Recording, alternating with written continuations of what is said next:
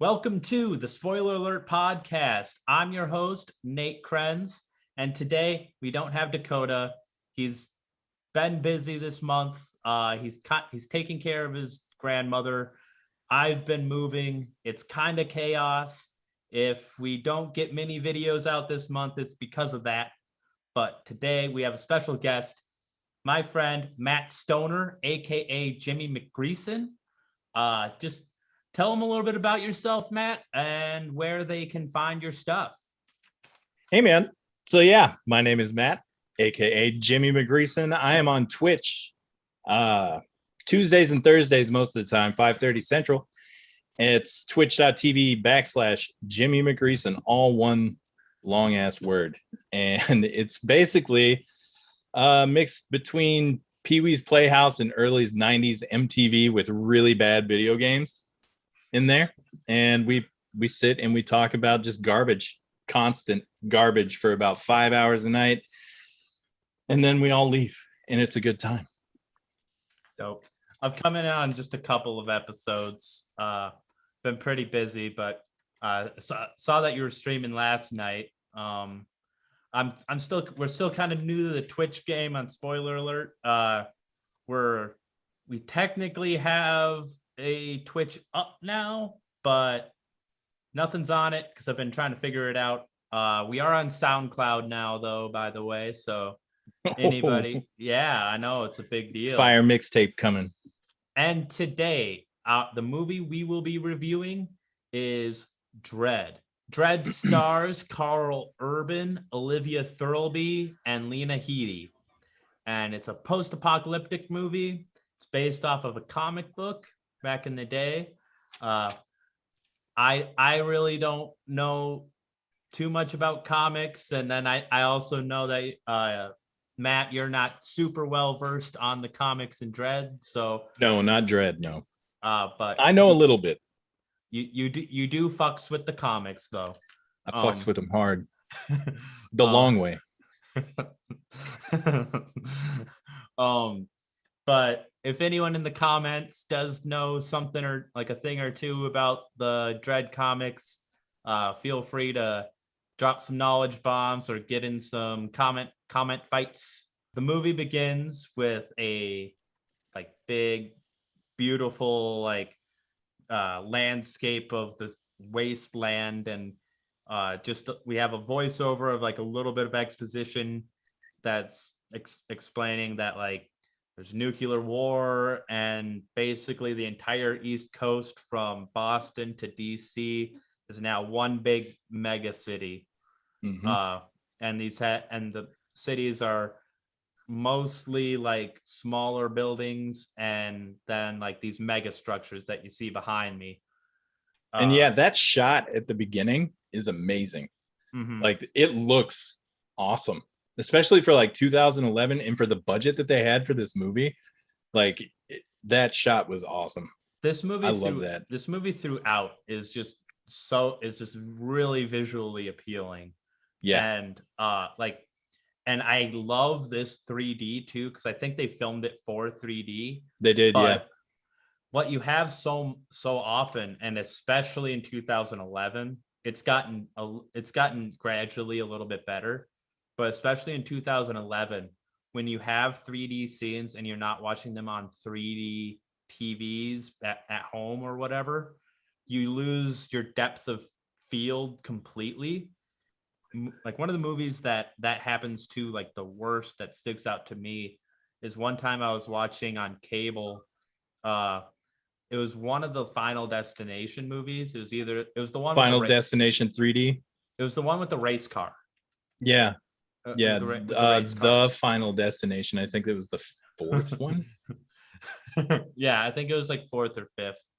But this guy has like I forgot what happens to him, whether it was like a tire or like a big like anvil or something hits him in the stomach, and his body gets like cheese grated through a fence.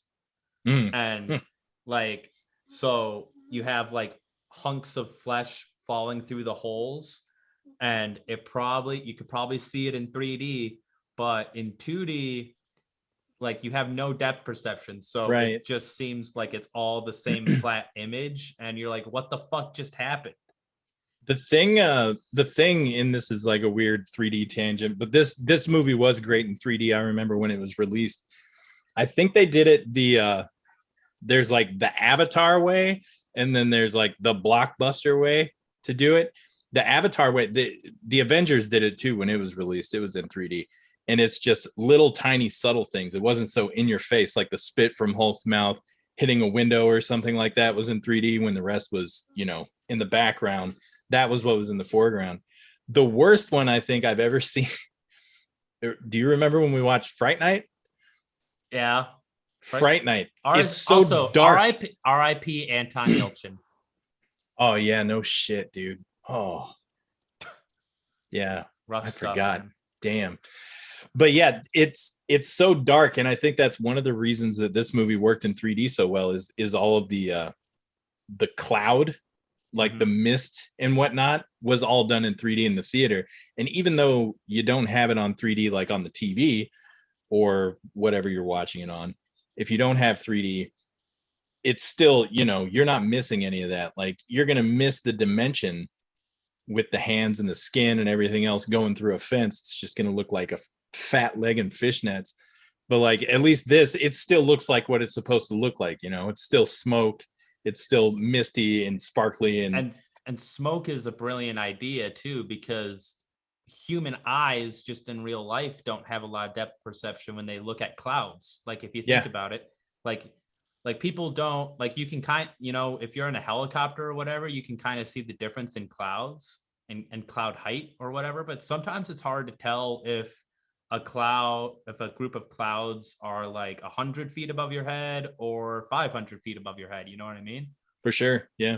And, because you don't have that the depth perception skews. And like, it's just a brilliant way to work around it. And it actually serves the story, because when you go into the slow-mo, then it's a different world. So like, it's not just to be there either. Like, it makes sense. Yeah. And I think, for the record, like, I think it serves the story in movies like Avatar and stuff like that too. But for this one, it does. Yeah, subpar movies can be made good when their effects are nice.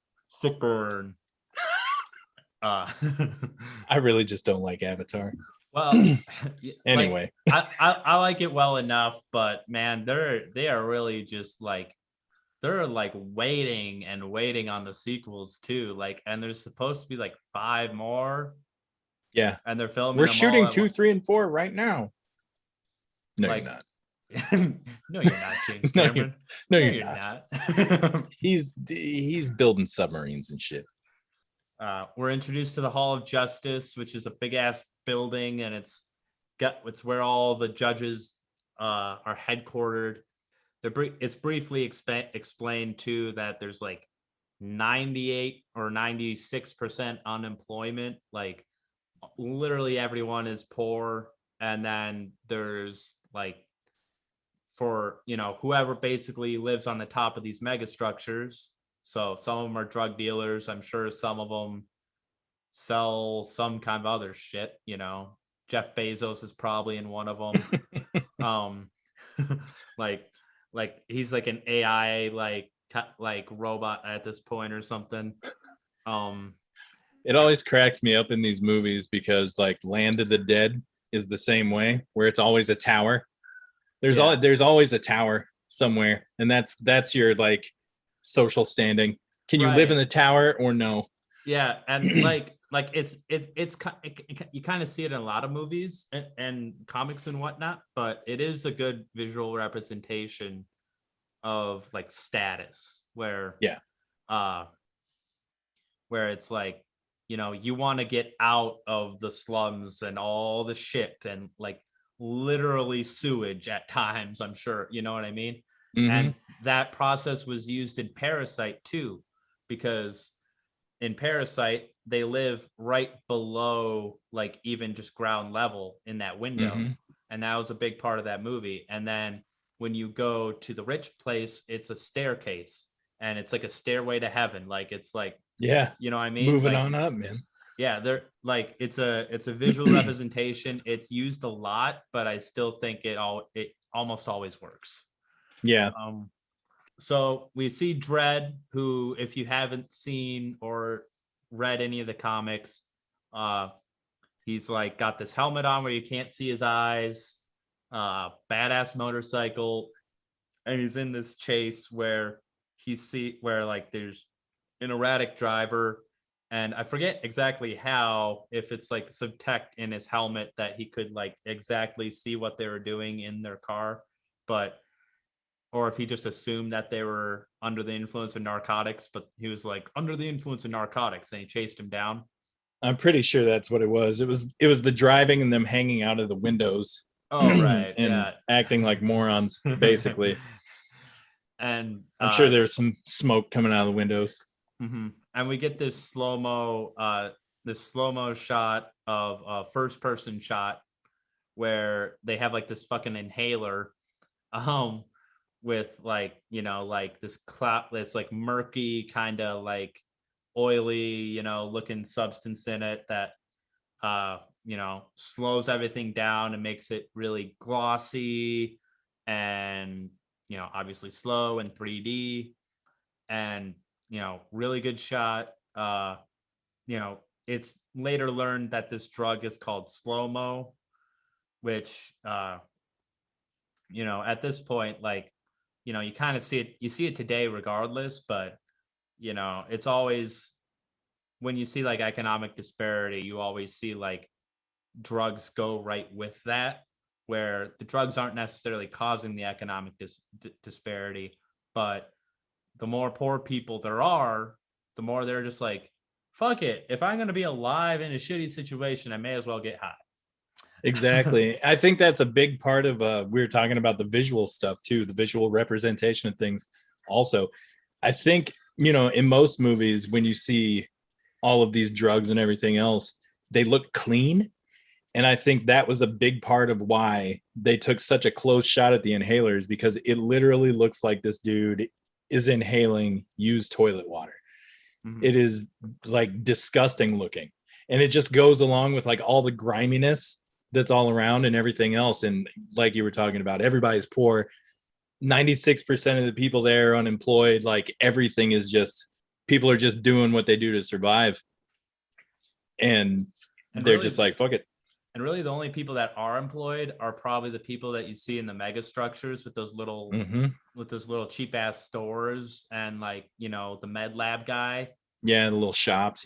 Yeah. So like that's like making it in this world is like, that's like, you're doing pretty good.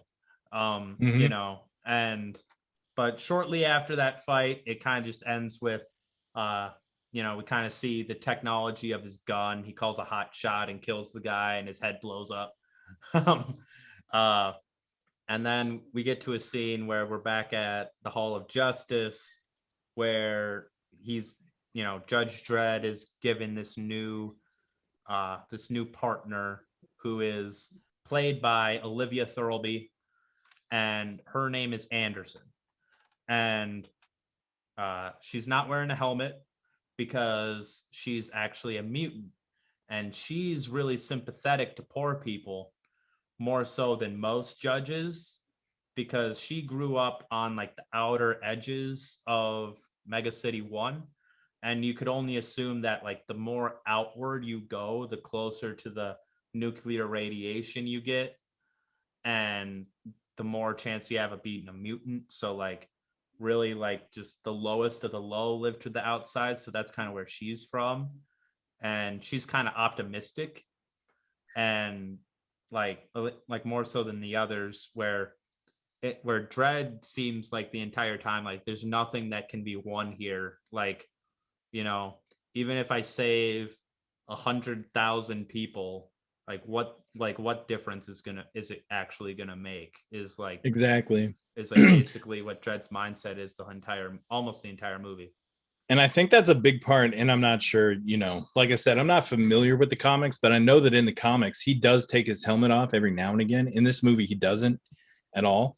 And I think they use that a lot because of the whole eyes thing, because he's hardened. That's what he is. He's there, he's doing his thing. He doesn't have much hope for the whole humanity, for people doing good things. He just follows the rules. He's by the book. He's there to enforce the rules and everything else. And I think that's a big reason why she forgets her helmet or just doesn't wear it the whole time, is because she's actually looking through it with eyes. Mhm. You know what I mean? Instead of through the lens of the law. Yep. And just following the rules and whatnot. And I think that was really cool. I'm not sure if it was intentional or not, but that's what I got out of that when I was sitting there. Part of it is that I do know that the Judge Dredd movie from the 90s with Sly Stallone. Oh God, he didn't wear his helmet. People got mad because he took it off. I forgot. I never saw the movie, so I don't know if he took it off right away or. You never saw Judge Dredd? I never 1992. Never saw the 90s one. No. I went to the movie theater to see that movie. I kid you not. Me and my brothers and everybody, we went to the movie theater to see that movie. It is so bad. It was badass at the time because I was like, what, 10?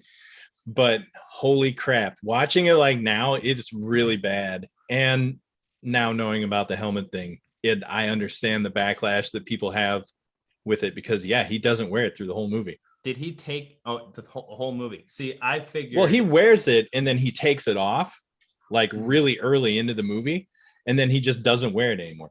See, I figured it was always a thing at the end of the movie where they had like a dumb Hollywood ending where he takes off the helmet to kiss the girl or some shit. No. But he just didn't wear it. Yeah, if you get bored and you have absolutely nothing else to do, and I'm not streaming, you should watch Judge Dredd.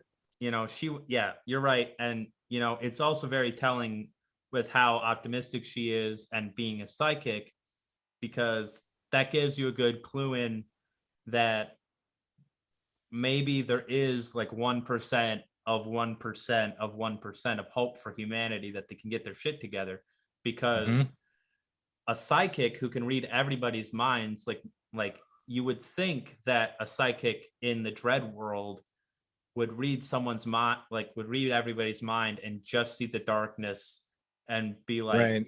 Oh, this is just futile. Like there's no way anything's going to happen. But the fact that she has hope says like a lot more than you might think. But I was going to say, I will probably talk about it more towards the end, but there's a real specific scene where I felt like it was really like it was a slap, kind of like, hey man, see, this is the whole moral of the thing.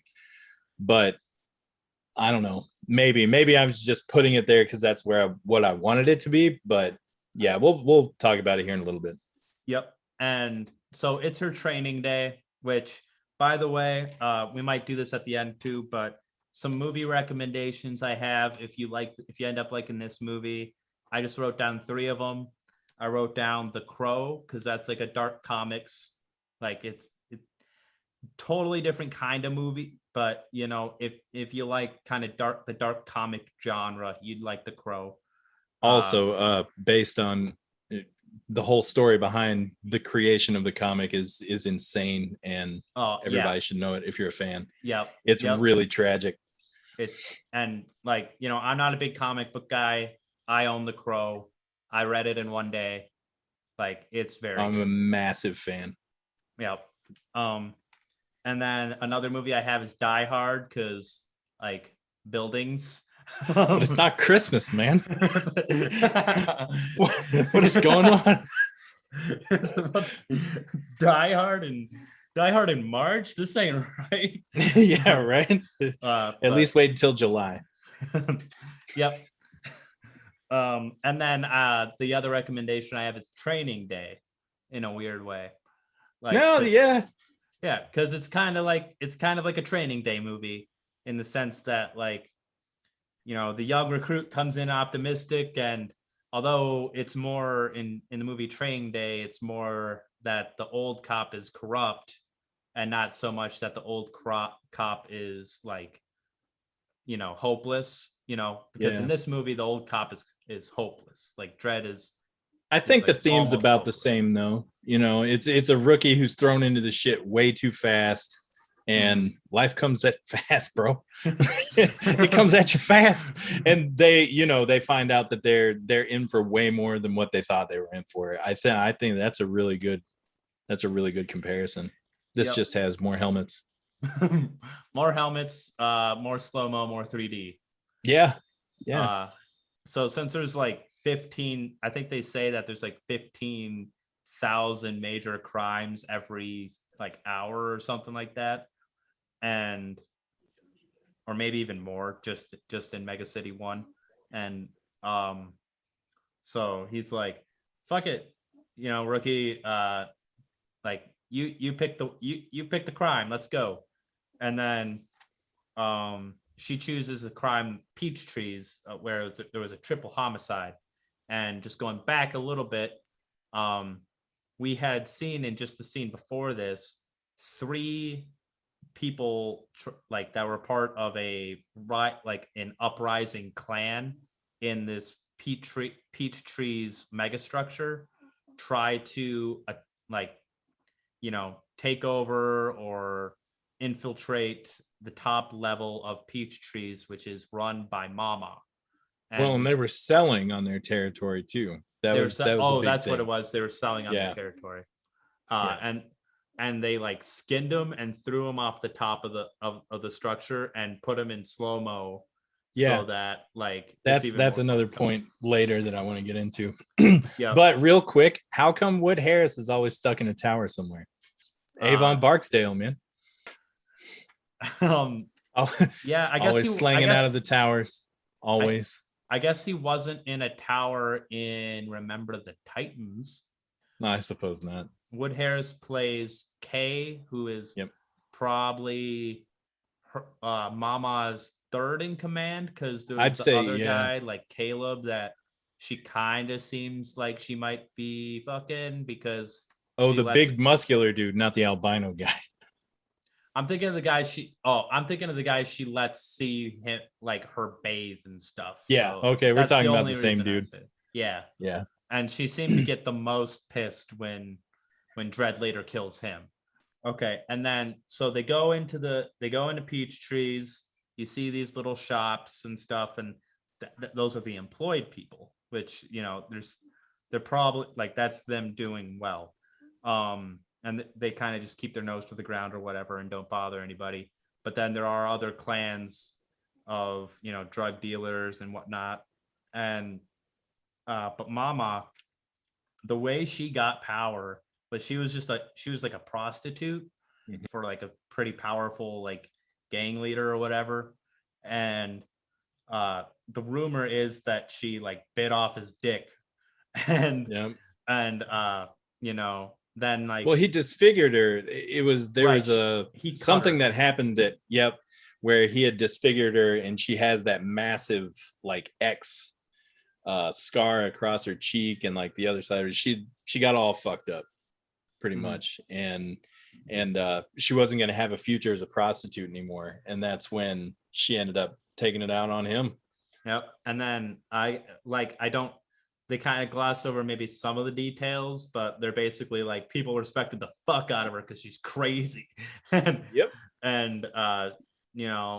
she kind of like took over his clan and gang and started going up level by level, and eventually took the entire all peach trees. Lena Headey does a good job throughout. She plays Cersei Lannister in Game of Thrones. She really, like, I don't know. I feel like she should be in more things. Like, I haven't seen her in a ton else other than this in Game of Thrones. But I think after Game of Thrones, I think she took a big break, and I know she does some theater stuff, but she was in a few horror movies too, like while they were doing Game of Thrones. Which one was she? Was in one that got in the movie theater with us. Mama. She was in Mama. It was her and Jamie. Yeah, both of them. They played.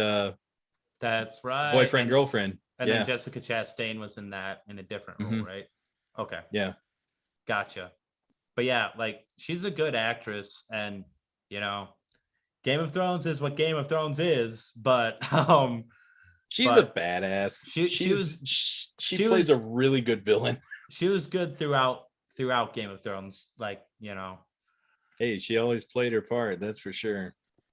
I forgot exactly how they got the lead, but it was somewhere in like with the med guy. They were looking through like I think some security footage, and they were like, and they noticed that, you know, a lot of slow-mo was being like distributed through a certain like apartment or like den area, and that's where Wood Harris was. And they get the lead on that, and they break into the place, and everything's in slow-mo because the guys are fucking high as hell. And Dredd just goes in shooting, and it is fucked up because like he shoots some people that have guns and would have shot back, but he also shoots just like the normal stoner types that probably wouldn't have posed Yeah. a threat, you know. Right. I think that's it's one of those guilt by association things. Mm-hmm. And since you're in there, you're taking part in a crime, and we're not sure yet who skinned these people and threw them off of the tower or whatever. So it's basically, we know this guy's in here, all of these guys are here with him, they all did it. And so it's just all in. There's no reasoning. It's just, the whole judge jury thing. Yep, and that's really like the standard in, you know, the Dread world, where I like that they paint the judges as not being perfect either, because later on we see some corrupt judges. We see, you know, like there's just like they're kind of a cartel in themselves too, because you have like the drug cartels, and then you have like I'll say it now just because like, and we'll come back to it, but it is just a really good point, and it'll like set like the tone where later on there's a corrupt judge, and then he says like this place, this city, this entire city is a meat grinder, like Mm-hmm. meat, like people go in and meat comes out, we just pull the Yep. handle.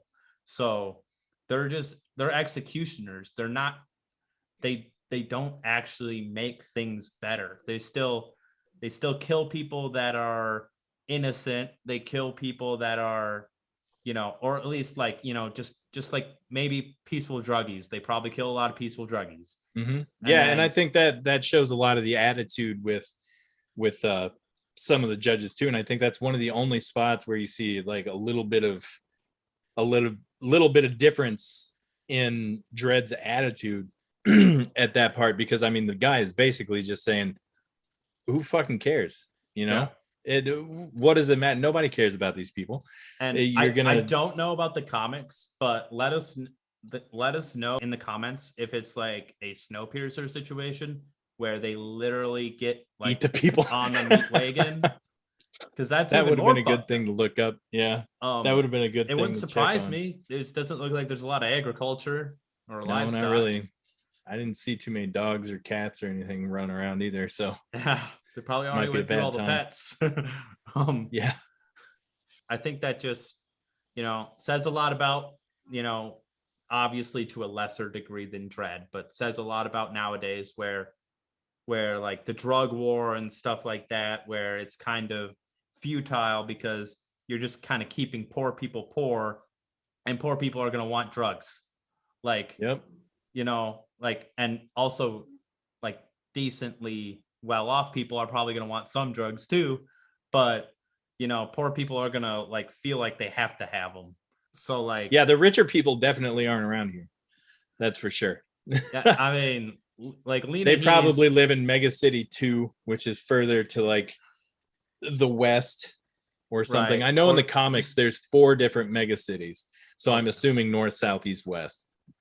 yeah, and But I think just the further away you get away from the borders, the more wealthy it'll get, yeah. because the borders are where the more radiation is, and you get mutants, and people are born without arms and whatever. And then, 3 arms. but Anderson lucked out by just being psychic. Yep. And you know, she grew up in that area, so that's why she really sympathizes with. They break into that den, they shoot some people. She goes up to Anderson, like is handcuffing Kay, and reads his mind and sees that, oh shit, he skinned these people and threw them over. So like, let's bring him in. And then Mama gets wind of this and gets her like tech nerd guy to like ask for permission and whatever, does what he has to do, hacks and whatever, computer science, like mainframe, this is a unit system, I know this. And I gotta hack into the mainframe. Are you talking about when he calls the central command and he pretends to be doing maintenance on the building, and they're doing like a fire drill?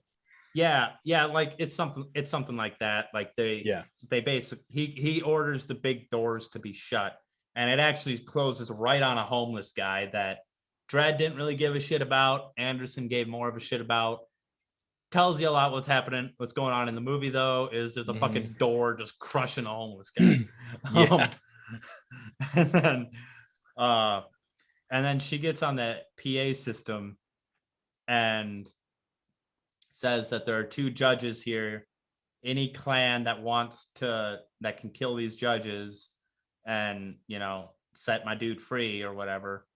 I don't think she actually cares if they set K free, because she would have just killed him, punished him for getting caught. I think that for not either just like going down, like shooting or what. But so all of a sudden it becomes like this big, everybody's out to get the judges. Anyone that wants to make a name for themselves, anyone that wants to have a better living for their family. And then you got some people that are probably just true pieces of shit mixed in too. And they might just be high. What? They might just be high and bored. They just might be high and bored. Yeah. And then, we see, some later have families that make things complicated. And they start fighting through with some grenades to start with. And then this is when, so one of these dudes, we kind of get the perspective on because like the camera kind of focuses in on him from the beginning of the scene. And Dredd has to shoot him like in the chest, and the guy was shooting back. Like Dredd had to do what he had to do, but like the guy shot first or whatever. But he was still alive and probably would have lived because he was shot in the gut or the chest, somewhere where he could have lived. And he was kind of just like had given up or whatever. He was just like given up, and Dredd was pretty much like, it's your call, but whatever, like I'd shoot him basically. And then Anderson ends up shooting him. Well, I mean, she shoots him. I think she shoots him to she's trying to pass the test. Yeah. Right. And since they had attacked the judge, I mean, that's punishable on death. So, or punishable by death. So, he's basically giving her like, you could not shoot him if you don't want to pass. Yeah. Or you could fucking kill him and do your job. One of the two. What do you want to do? Yeah. Mm-hmm. And then that comes into play in just a little bit here. This is also like the scene, because this was just outside of the med lab. And this is also a scene where we get like that doctor dude who Dredd wants to set up like a little like safe headquarters for him and Anderson in the lab.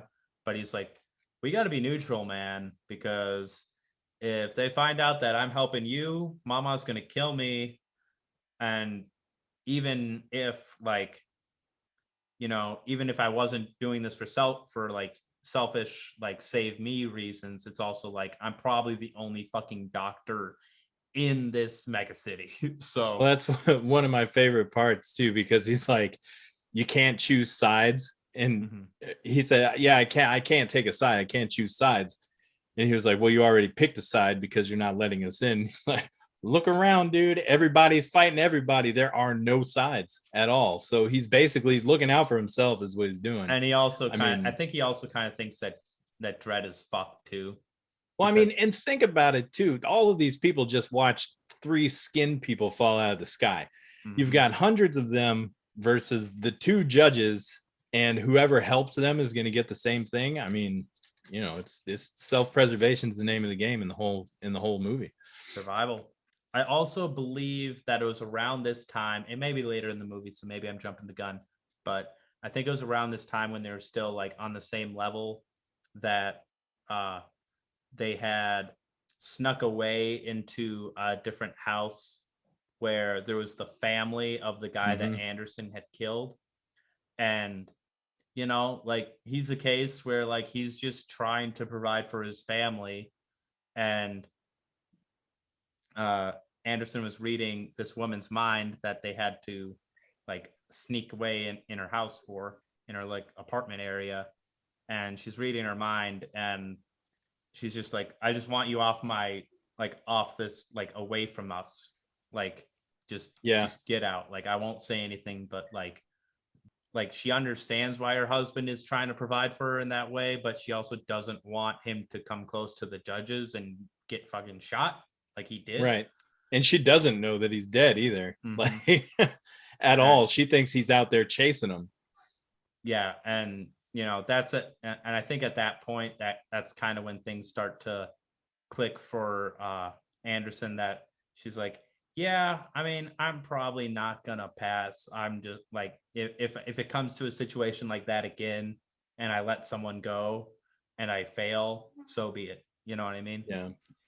And then they end up just like sifting their way through some hallways, dodging some people with like psych powers. Like she could feel them coming, and they hide in this way, hide that way. Then they get sealed in on one level, and this kind of sets up a big scene eventually here. But to immediate and then like people are alerted that, hey, they're all in on this level, so they're kind of like flooding in. And Kay tries to get like in Anderson's head a little bit, because Dredd is like, wait here, I gotta go kill some people. And like that's when he first starts to get in her head, and like he's an asshole. Like he's like, oh, if you can read my mind, what am I thinking of right now? And it's like, you're thinking of like violent, like sex, like fucking me like violently with her. Yeah. Which was really cool too, because you never see that in movies with like psychics and stuff. It's always them trying to like think of something else to like throw him off the trail, but he was like deliberately fucking with her because he knew she was reading her mind, which was really cool. I thought that was pretty slick, pretty clever. And then since they have them trapped on the same level, they know, like they whip out like 3 miniguns and just fucking clear out like half of the building. And like it's a really cool scene. She ends up taking out a lot of her own people, a lot of other clans, I'm sure, and like just shredding walls. And like Dredd and Anderson are just like working their way back, and they end up being able to like bust through like the outer edge where there's like a skateboarding rink. And so that's kind of where they hang out for a little bit.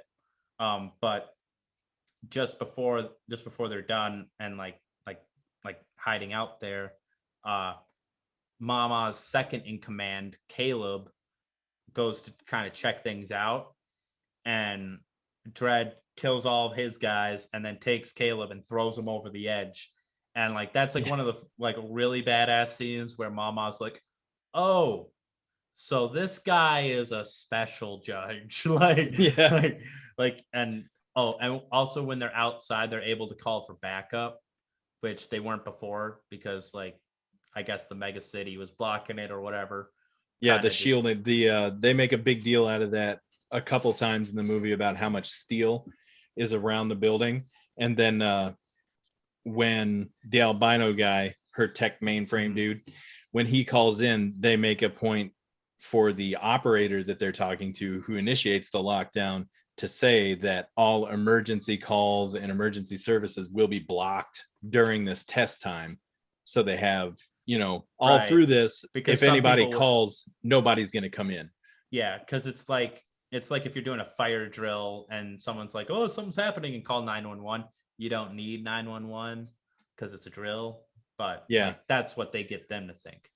And then at this point, Dredd interrogates Kay and this is a really good scene because like this is a different like because usually you'll block like a tight like close up like that with someone's eyes, but since it's Dredd, you just get his mouth and his eyes are and forehead are lit, eyebrows are literally out of frame, and he's like just choking Kay and like asking him questions and stuff, and then Kay eventually like Anderson's eventually like let me do it, and then she mind fucks him worse than he ever mind fucked her because he's like she's like this is the inside of your head and like he's like where am I, you're in the inside of your head, pretty empty in here. um and then he's like well good because I can do whatever I want, right? Because all out sicko you. And he's like imagining her blowing him, and but then she appears right back over his shoulder. Anderson like in like her like psychic powers has like Lena he has like mama bite off Kay's dick. and and so he eventually confesses, or at least in his mind. Dredd was interrogating him because he was like, no one with like this many guns or whatever is just guilty of a simple like triple homicide by Dredd standards. So what else are they doing here? And when she interrogates them, that's when they figure out that they're manufacturing slow-mo. Anderson thinks, oh, we called backup, we should wait for backup. And because Dredd is like, well, we know it's Mama. If we're gonna die anyway, let's just go out trying to fucking kill Mama. And then but then she was like let's wait for backup. And he was like, I mean, if you say so. And you can kind of hear it in his voice that he's like, well, I mean, the judges have just as good of a chance of getting bought off as we do, or like as like any of the Klan people do. So like he's like, I mean, okay, like judges can be just as big as piece of shit as anyone else in this world. And then this is when like the kids try to take him out, and he's like, and it's also like a thing where every time they're in like this, it should be noted that like the prisons are like called like, I think like cubes, like prison cubes or whatever. And then he threatens for the kids, like, we're gonna get you in juvie cubes. But juvie cubes, or do you want to get shot? Yep. And he ends up just stunning them, but it shows that like even like you could get Omar Littled, and like man, I mean it kind of like that sort of like survival instinct comes in at even a young age, but when that's all happening, that fucks shit up, and Kay is able to like disarm Anderson and capture her and get in an elevator and go up. He takes her to Mama, and that's when like Mama's like don't like touch her or whatever. Like she also she makes a big giant point also, because the whole time Kay has been talking about what they're going to do to her when they get upstairs and when they all get caught, all the things that all these guys are going to do to her and all this other shit. And he makes like he insinuates quite a bit that she's going to get raped through this whole entire thing. Yep. But Mama makes it a massive point to tell that there is no raping at all, because that's what happened to her. I think that was a big thing in the movie too, was, even though she's this crazy she's just insane, she still has like a little bit, which kind of ties back into what we were talking about before. Like, she doesn't want her to have to deal with that. She's gonna kill her, but she's not gonna make her go through that. Yeah. And I mean, there are weird parallels between Dredd and Mama, like in fucked up ways, where it's like it's kind of just like Mama like broke, like, you know what I mean? Like she fucking snapped. And exactly, yeah. That's basically the difference. Like, well, Dredd has rules. I mean, they both do the same thing. I mean, he has rules, she doesn't. She could just at whenever time. I think that's the only difference between the two is he actually follows a code and she is just, you fucked up, you're dead, you're done.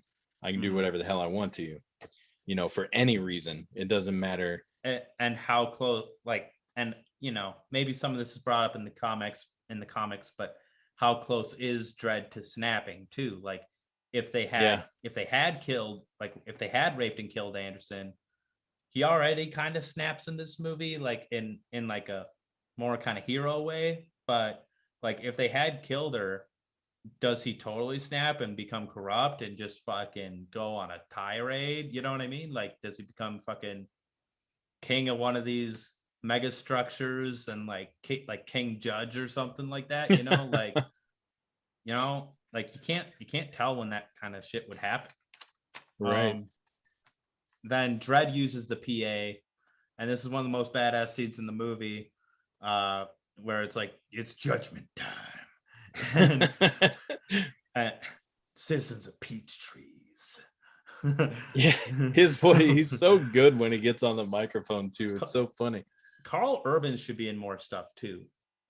Like, hey, he's in quite a bit of stuff. It's just weird to see him with no beard and like playing a badass the whole time. If no one's actually familiar with Carl Urban, he played Éomer in Lord of the Rings and Billy Butcher in The Boys.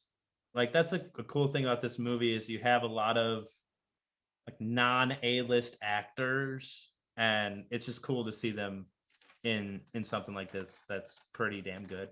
He shoots through some goons, and then at this point Mama's losses are like probably like over 60 fighters or whatever, and they're like, well, what should we do? And she's like, call 911.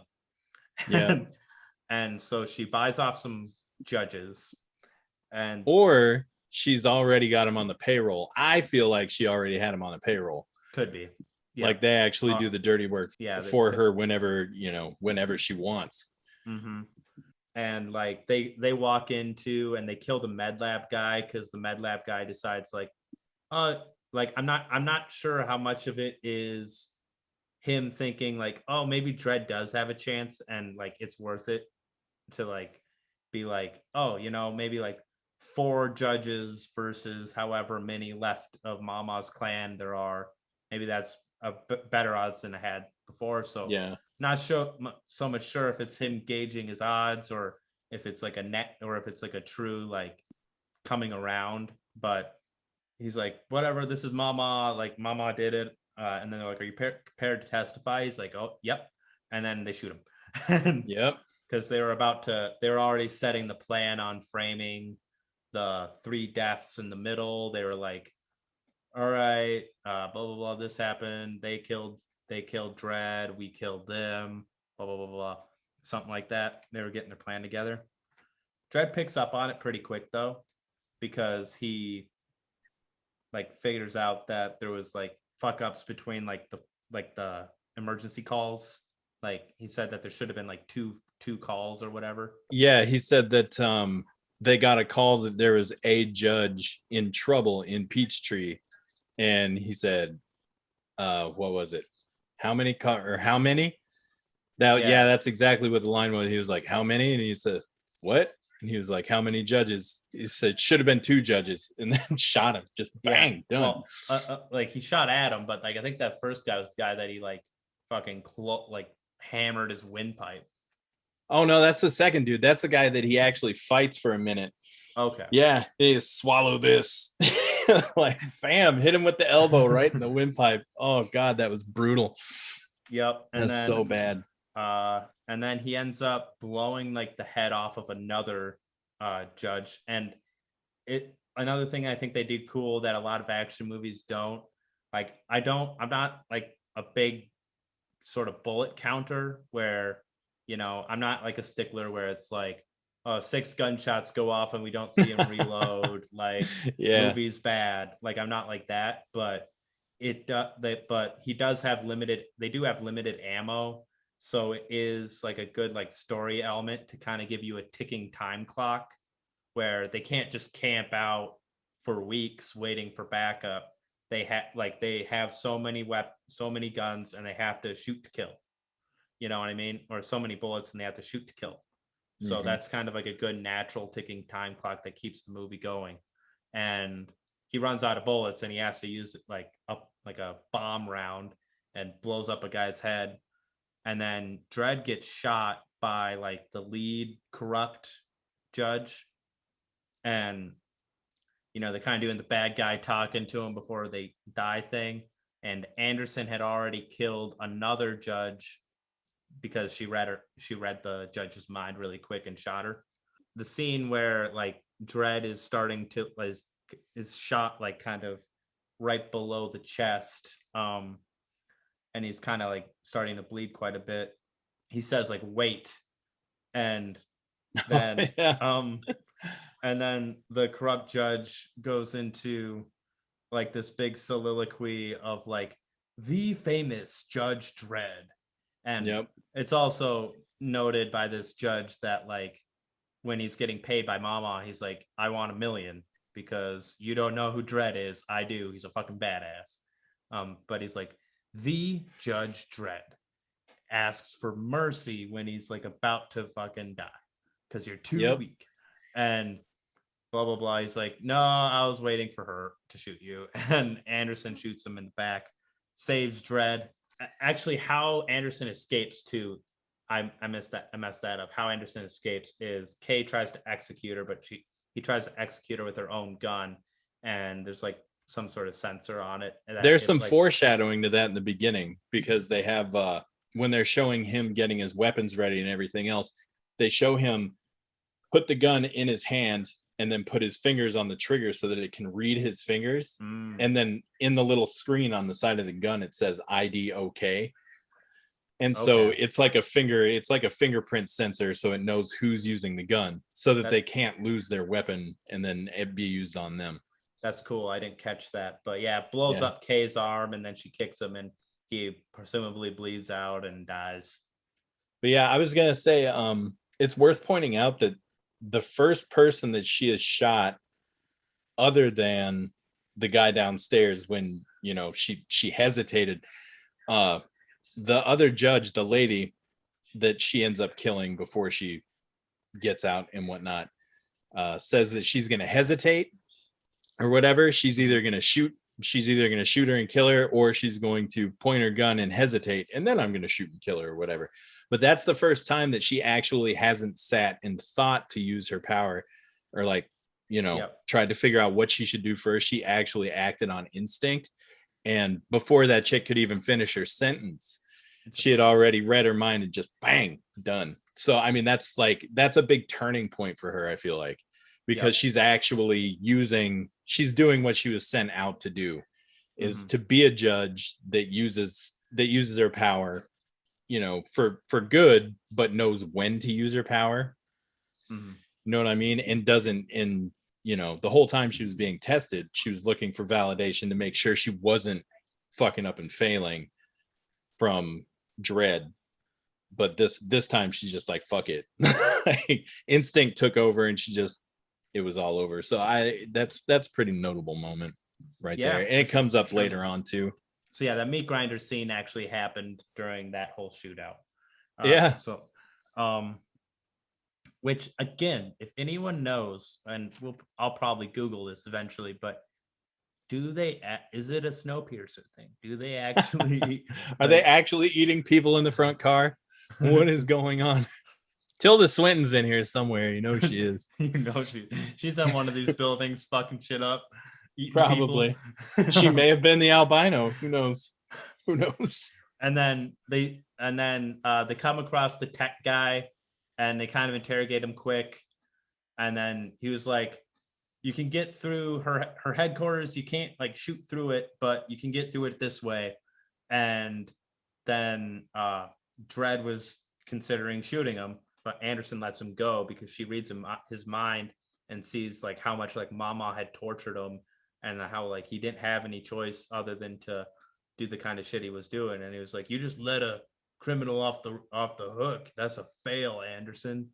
And then she was like, I failed when I lost my weapon or something. Yep, when I was disarmed and I was taken captive. That's the part that I was talking about when we first started talking at the beginning of the podcast. um where she knows that this dude is just, he's just in a shit situation. Like, this is the part where it shows the biggest difference between Dredd and her. I mean, for one, Mama poked his eyeballs out with her Yeah. thumbs. I mean, Yep. he's helpless. He's completely helpless. He's hiding in a closet covered in blood.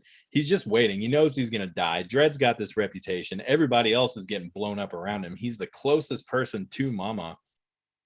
And she's still like you said, she reads his mind. She sees all this crazy shit that happened to him and everything else. She sees that he didn't want to call in this emergency test and all that other stuff when she had the knife in his belly button and was threatening him. She sees all this stuff and she knows, like, all right, dude doesn't really want to be doing this. He's being made to do this. And she sees that he wouldn't be if it weren't for her, where Dredd just flat out says, you just let him go. You should have killed him. He just sees guilt. Yeah. Right. And so that's where we get from the black and white of the thing to, like, there's a gray area in there. And the interesting thing is where we talk about how she has hope for humanity, and Dredd has read, and she has read Dredd's mind at this point, where I think she said early on where she's like, well, there's something else to him. And I think what she's reading there is like the 1% of 1% of hope. You know what I mean?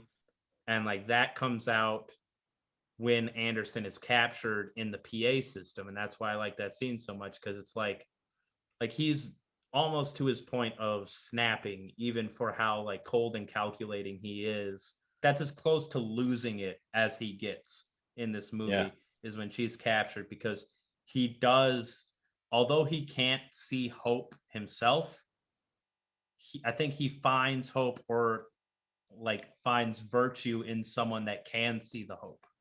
You know what I mean? Yeah, that, and I don't know if it's that or if it's more of a he's known for being a hard ass, right? He is the judge. He is Dredd. And to let I think he's more afraid of losing his position and his reputation because this judge has been taken. That should have never happened, and especially shouldn't have ever happened because it was Dredd's. Yeah, it was Dredd's trainee, not just any trainee. It was the one who was directly under him.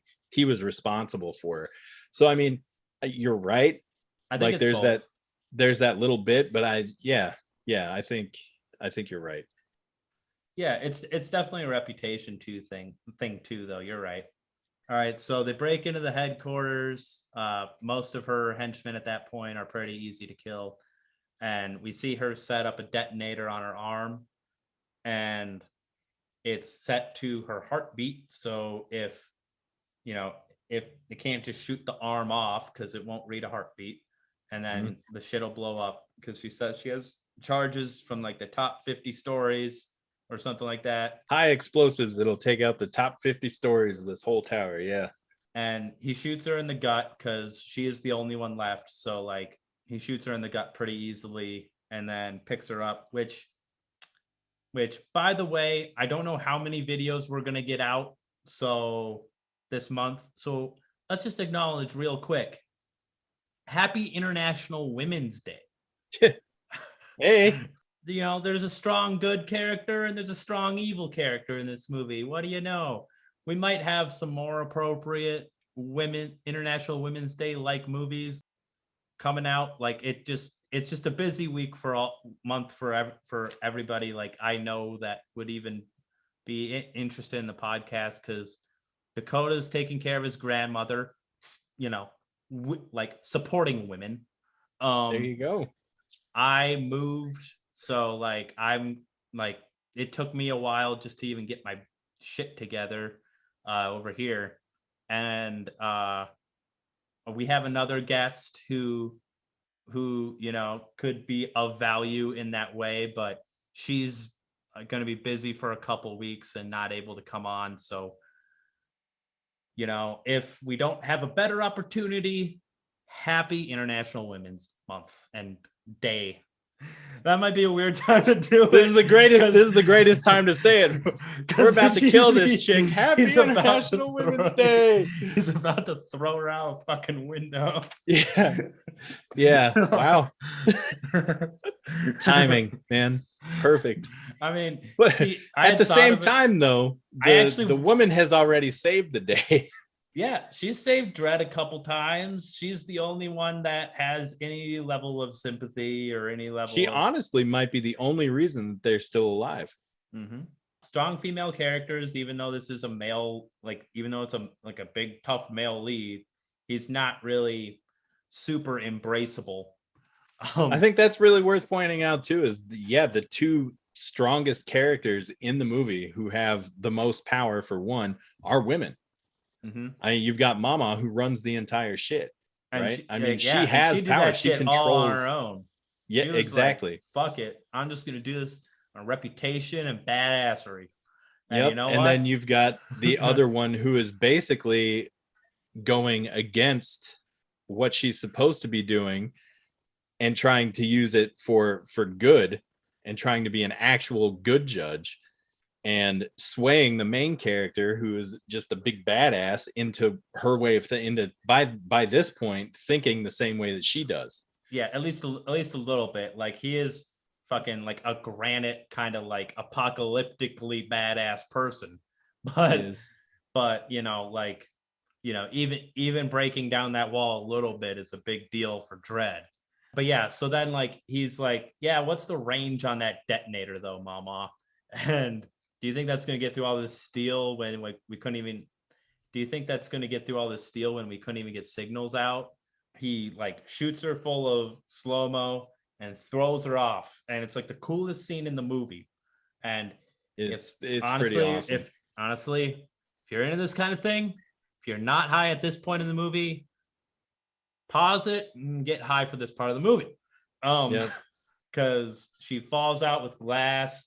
And there's clouds, and we had talked about that, how that's like a clever use of like, if you can't get perfect depth perception in your 3D shooting, like adding clouds or smoke or something, like there's always something where a movie looks better, and it's almost even as the VFX get better and better, movies always look more realistic, or at least better, if you like use smoke or use darkness as your aid. Like Alien did that forever. Mm-hmm. Where you don't see the alien, and you know what, they didn't have the technology, it didn't look awesome in the first Alien, like the suit didn't look great, but it was scary as fuck. And Jurassic Park, let's shoot the T-Rex in its biggest scene in the rain at night. In the rain, yeah. It adds an element, and it also just like makes everything look more like at an even playing field. She's falling slow-mo through it. There's like pretty colors, pretty smoke, and then she just nosedives into the ground, and it's a cool scene. I think it's and when he does that, when he hits her with the slow-mo stuff too, she inhales it. Like he doesn't just like shove it in her face and like fill her full of this stuff. She inhales it. She's like, she made it. She's going. She knows what's going to happen. She's accepted everything. Mm-hmm. And I think that's like one of the coolest things, and shows how much she just absolutely does not give a shit. Is like she doesn't value. I mean, she knows she's the boss, but she knows that she's just like all these other people, and she knows she's about to die, and because I think, and we didn't talk about this earlier, I was going to with the skinning thing, with the slow-mo, I was wondering, is it because, they say that it makes time slow down or whatever. So is that like a form of torture type of thing? Or is it like anesthesia? Does it have like that quality? Yeah, I wonder what it does to your pain sensitivity. Right. So pain sensitivity, I think it might I don't think it might not quell any pain sensitivity, I think it But heightens it. I think it makes it worse, the pain right. sensitivity. And But I I'm do think, wondering, go ahead, go ahead. oh, I do think like it's also an interesting thing because most people, when like a lot of people when they do drugs, like it's because they don't like the state that they're in, so they want time to go by faster. And a lot Right. of drugs seem to make time go by faster, but this makes it go by slower, which I don't know that it's a criticism, but it's more of a question of slow mo, where it's like if you live in like the Dredd universe, like, and you want, and you're like, fuck it, this shit sucks, I'm gonna do drugs. It like, are you gonna want to slow down reality, or are you gonna want to speed it Exactly. up and like get along with life a little bit and get this shit over with? So Yeah. I'm not sure about that. I don't know, because I thought it was weird. She's smiling when she's falling, Mm-hmm. after she takes her dive or whatever, he tosses her off the building and she's falling down and she's seeing all the colors and everything else. And she sees like everything that she had built from like the top all the way down. And, because everything's in slow motion or She might whatever. be kind of enjoying it. Like, yeah, like That's what I'm I saying. think I'm she's wondering if she's enjoying. just like finally like, fuck yeah, I'm finally done. I'm over. I don't have to do this shit anymore. And she just doesn't care. Well, I think part of it too is taking pride of how far she got. You know what I mean? Yeah. She's like, look how far I got. And like, I mean, I don't think she's focused on the pain too much, because really like the most pain she's in is probably the gunshot and her banging her head. And Yeah. I mean, she got her face cut up in the past. Like she's got a hella good Yeah. pain tolerance. I'm sure. Well, Uh, that was like with the pain question too. I wonder if it, how like, all right, so let's say, from what from what I understand, if you were to take some MDMA, you would feel things like 10 times more, right? from what I've read.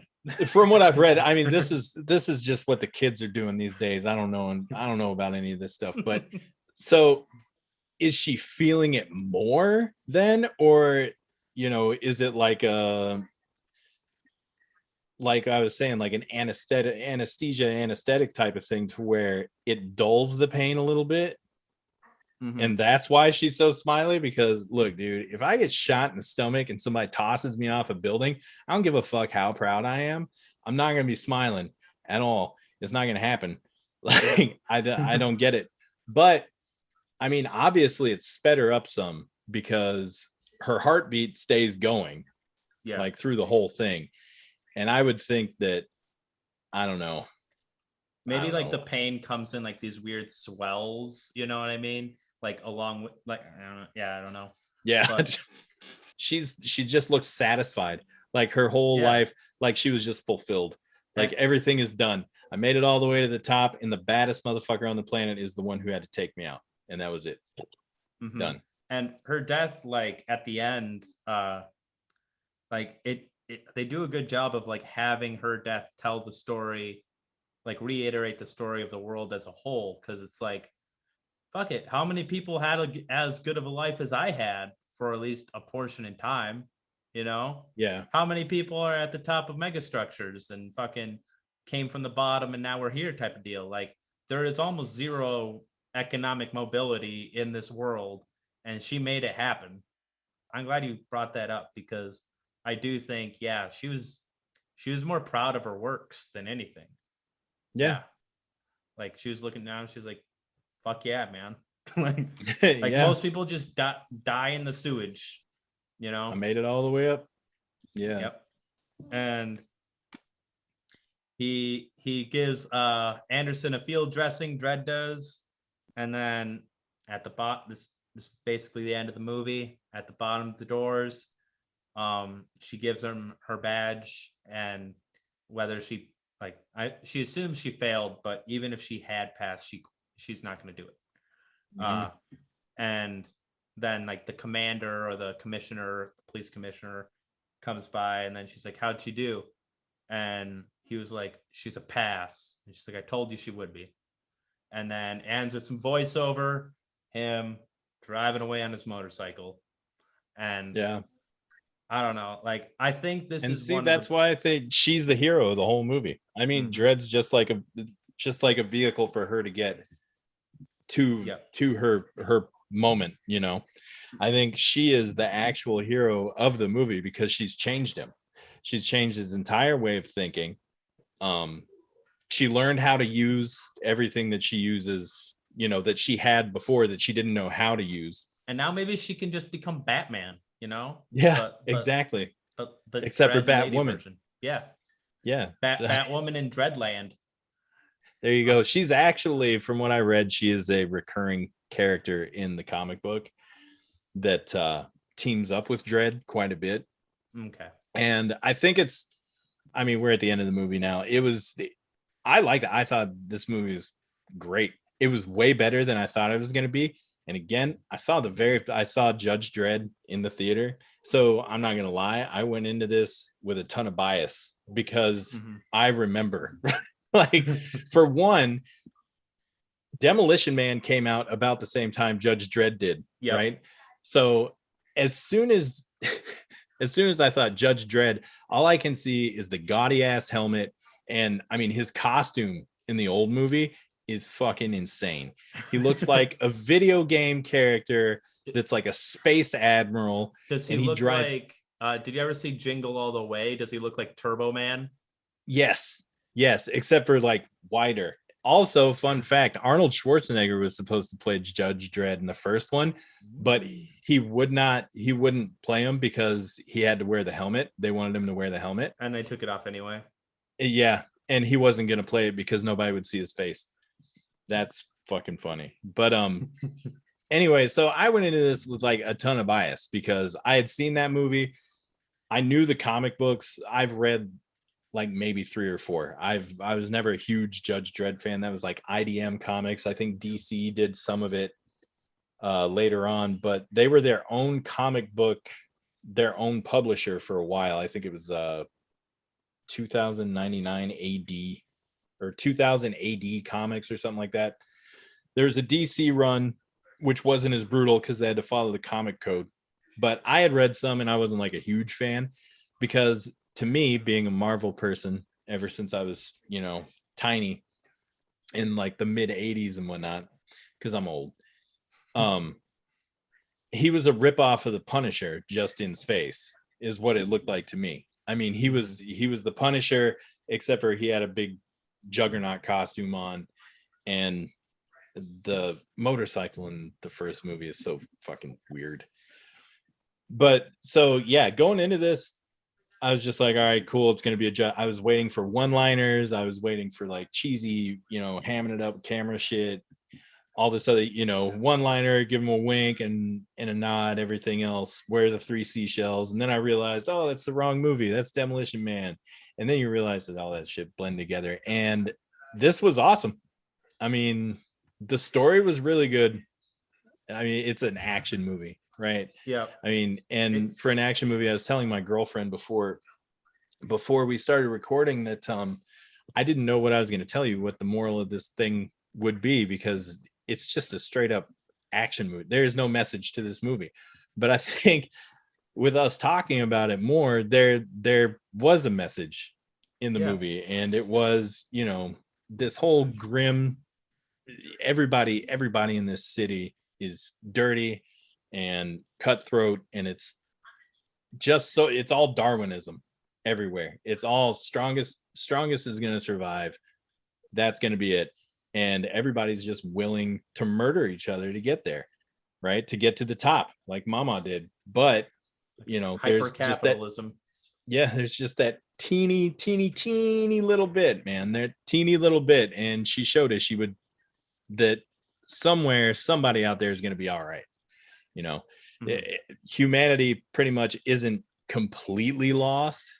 That even in the shittiest of situations, there's still a little bit of hope that maybe you'll run into this chick instead of Judge Dredd, because you know how it's going to end up if you run into him. At least this one, there's just a little bit of a chance that you're going to make it. And it'll be worse if you run into almost any other judge that can get bought out by Mama right. And basically run their own cartels themselves. Yeah, because you're not worth $3 million. You're not Judge Dredd, so. This might not totally fit at the end, but I did want to bring up over prisoning of people, maybe because there's just like these minor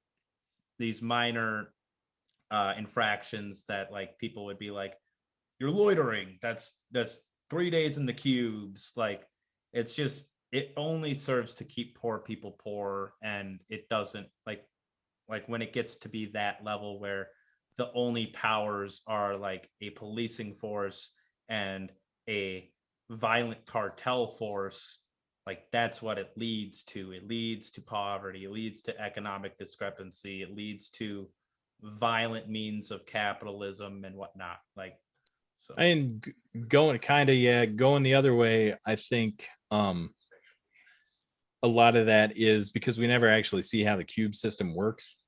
You know what I that's a mean? good question too. So like it could be terrible. It could be like, I hate to fucking shout it out again, Demolition Man, where they freeze you for however long or whatever. But they may look at it as saving them from an even worse fate. Like if you continue to fuck up right now, you are going to end up dead. Like I wonder if like the severity of what they're doing, you know, how severe are the cubes? What is the cube type of thing, you know? I mean, obviously it's not a good thing, or else they wouldn't be like, you get 10 days in the cube, man. It wouldn't be called punishment. But I don't necessarily think it's to keep them poor, because I mean, Right. But this well, movie just, there's not enough to call that, because we don't see what the higher ups are, you know what I mean? We don't get to right. see the other class. We don't get to see, like I was talking about Land of the Dead earlier, where the richest of the rich people and the people who make the rules and everybody else, they live at the top of the tower, and everybody's fighting for a shot at the top of the tower.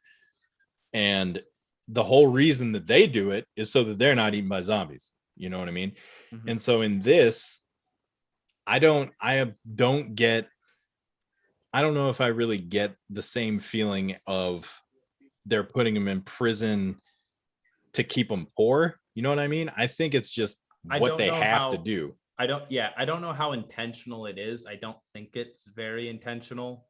Like I Yeah. don't think that's what they're thinking, but that's like basically the byproduct at the end of the day. You know what Yeah. I mean? Yeah. You're, Like yeah. he's still going to loiter and like beg for money at like wherever, and like probably, you know, the door of a big mega city is probably a hot spot to, you know, get coins or whatever their currency is.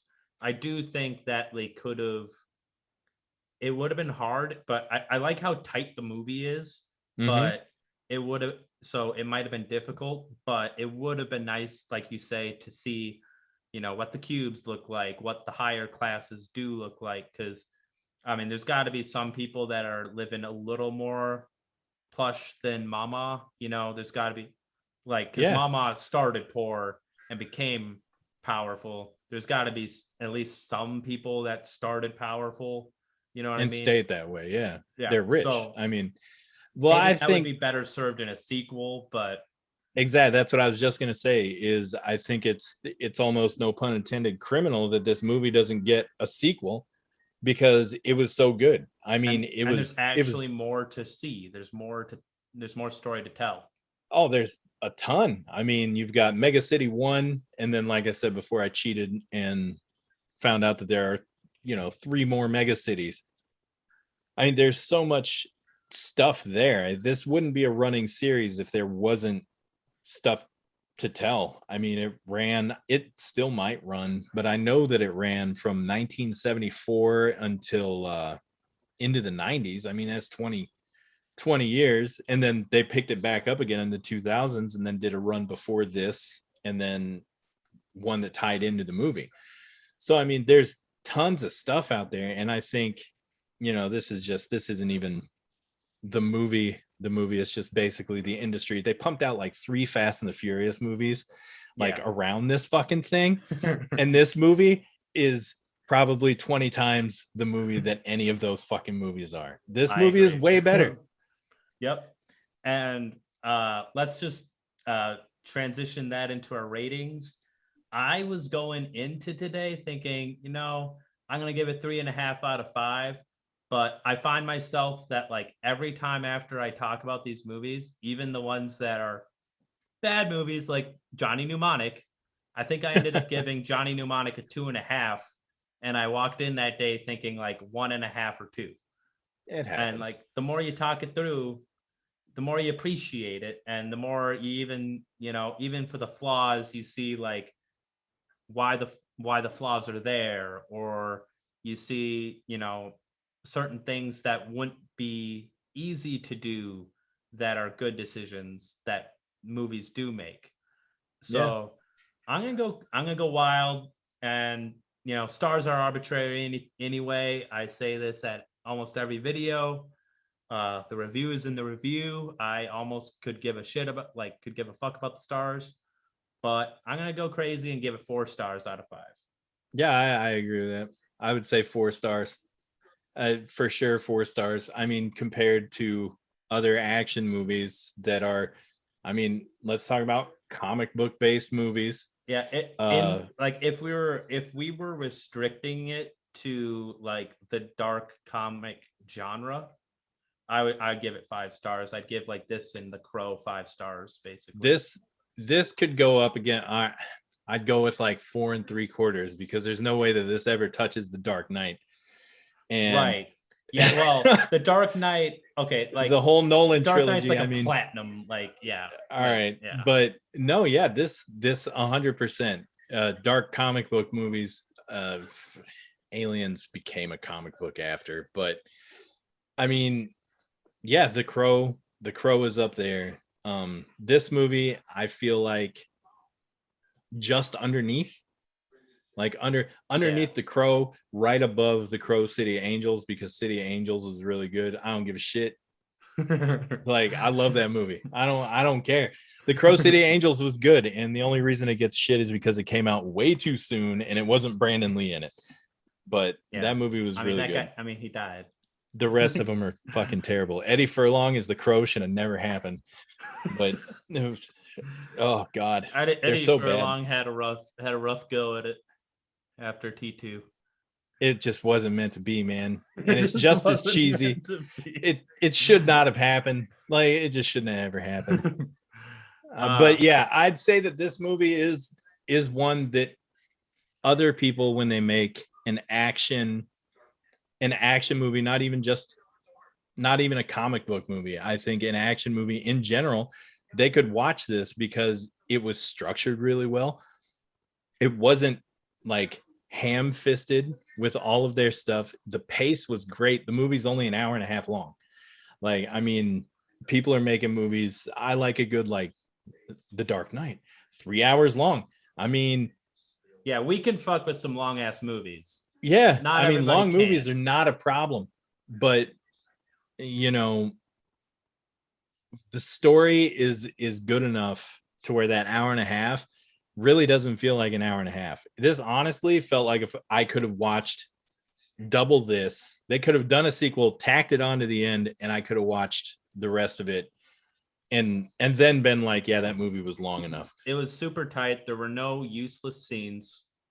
And they did something that's hard to do, which is to take like a very like hyper stoic, closed off lead character and kind of just chip away at it and make it. They do that better than other movies do, where you find like the good or like the humanism in a character that's like as like that is a black hole. That's fucking Dredd. Yeah, that's a black hole of happiness. Yeah, exactly. And also, again, while we're on the the whole comic book movie thing, people talk about Tom Hardy with the eyeballs. Keith Urban did a crazy good job with just his mouth showing through the whole movie. I mean, he acted with his mouth and really just the frown the whole time. Like, but he did change it. It was so weird how like a frown could be more expressive. Like, he actually had feeling. It was definitely different when he did the PA, and it was definitely different when he interrogated Kay after the minigun scene. Because when he interrogated Kay after the minigun scene, it was definitely more like, okay, this shit's desperate. Like, what the fuck is Mama like up to? Like, you know what I mean? And then exactly PA system, it's another level that's like, I gotta get fucking Anderson. Like, and whether it's because he sympathizes her because like she's like the only hopeful person in the entire world, or whether it's because I have a reputation to maintain. We're not sure, and I think it's intentionally ambiguous. But that's a great scene. I mean, I think the expression, the way that he used his mouth was great. That is usually not something I would say when I'm talking about movies. That's usually reserved for a Saturday night. But hey, you know what? Whatever. No, just I like the way your mouth works, boy. Yeah, exactly. If he were here right now, I would tell him exactly that. No, I think because even like with the joke, I mean, he jokes in the movie and it comes across as, really dry and just a one-liner thing. But I laughed like actually out loud while I was at work when he said, wait, and you get into the whole, oh, Big Judge Dredd, this is your last thing. This is the last thing that you want to say. The baddest motherfucker on the planet, blah, blah, blah, blah, blah. And you want me to wait for what? So that you can blah, blah, blah, blah, blah, all this other shit. And he says, nope. And then she shot it for her to shoot you. And you can see him. He's still frowning, but he smiles a little bit. It's like, it's fucking weird. Yeah, exactly. Yep. And I thought it was really good. And I thought it was on par with the whole, Tom Hardy's Oz when he's Bane thing. I mean, I thought it was really good. I don't know. Usually superhero, I understand why they did the no mask thing in Judge Dredd. And it's because, for one, people want to see who it is, but it's also got to be really freaking hard. Like, especially back then. I mean, now you do like it with Spider-Man. Tried something like that, Right. But it's got to be really hard to get some sort of emotion out of something. You're not going to get any emotion out of Sylvester Stallone. It's not going to happen. It was all knocked out of him in Rocky, no pun intended. There is none. Cliffhanger, maybe a little bit. I don't know. But I mean, the dude has about as much emotional depth as like a puddle, like a small puddle, right? There's a little bit there, but it's not a lot. You know what I mean? Yeah, pretty much. He emptied it like after just yelling Adrian to the crowd. That was it. That was the one. I'm done. That was his thing. But no, I think it's a big testament to like how good of an actor he is. That for one, he made an action movie that I didn't feel like, oh yeah, Judge Dredd, whoa! That I was actually like, holy shit, this is actually pretty good. And he played it really well the whole time without having to go into some fucking wink wink bag of tricks shit. You know what I mean?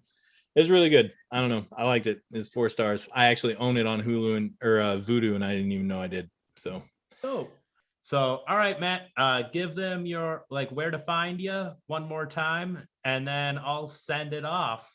All right, man. Yeah. Hey, thanks for having me. First off, it is always a good time to we'll definitely have you back, man. I'm miss talk movies with you. It was, this was like an everyday occurrence, and it's great to get to do this again. We used to work at the movie theater, and this is all that would happen when Matt would go smoke cigarettes and I'd take out garbage. That was true. But where can they find you on Twitch? What's the exact deal? All right, man. It is twitch.tv/Jimmy JIMMY McGreason MCGreason. I'm on, like I said before, Tuesdays and Thursdays, 5:30 Central Time, because it's the best time zone. That's pretty much it. I do stream on weekends every now and again. You can find me on Twitter, twitter.com/Jimmy McGreason, spelled the same way. I don't have Facebook, and I don't do the Instagram. And I don't do TikTok because I can't dance. And tell us a little something about the dude on your shirt, because shout out to him. All right, man. This guy, this is the Filthy Jester. He's hilarious. He is a Twitch streamer, and he is probably the best streamer on Twitch. He's funny as shit. He is twitch.tv/the Filthy Jester, all one word. And yeah, man, he lives in California. He and I are supposed to do some stuff together at some point in time, but he puts on whole productions. He does, animations. He does music. He's doing a Topra right now, which is an opera done entirely with his feet. He's fucking hilarious. I mean, the dude is a genius. He really is. He's a genius. And everybody, even if you don't like me, fucking check him out because he's funny as shit. I mean, he is actually funny. So yeah, that's who that is, man. And buy one of his shirts because he kicks ass. I don't get anything from it. He's my friend and he's funny as hell. So that's about it, man. And if you're not familiar, Matt, I think it's kind of become a shtick at this point. We try to end everything differently, like every episode differently, because from like the first 5 episodes, we didn't know how to end it with a send off, trying to figure out a different way to end it. So do it live.